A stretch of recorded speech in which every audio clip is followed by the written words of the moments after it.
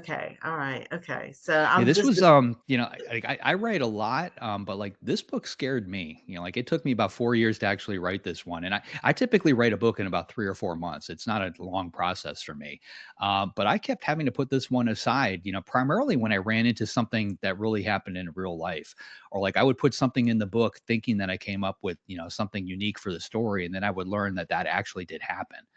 Or something very close to it really happened. And you know, like that kind of freaked me out because I couldn't figure out like how did that thought get in my head. You right. know, it's yeah. I've been out to the island a bunch of times, mainly for research, and you know, it still has those creepy vibes to me. And if Yes. you talk to any of the locals, it's always had that kind of feel because you know, like I mentioned, you can see it from the land, but you don't really know what's going on out there. But like there are stories about you know people being seen out there, you know, lights being on in the windows when it has no electricity, you know, all these weird things.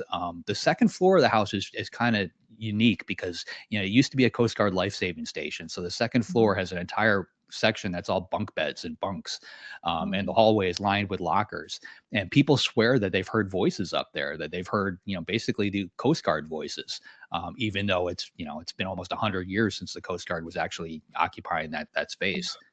Oh my.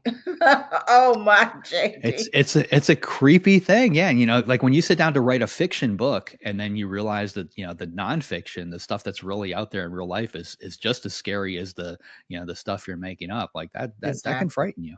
Most definitely. Well, you have sent a chill up my spine, JD, which I guess that's what you're supposed to do. I'm totally intrigued, but I will definitely share all of this with my fan base. I think it's a very exciting opportunity for those who have the stomach for it.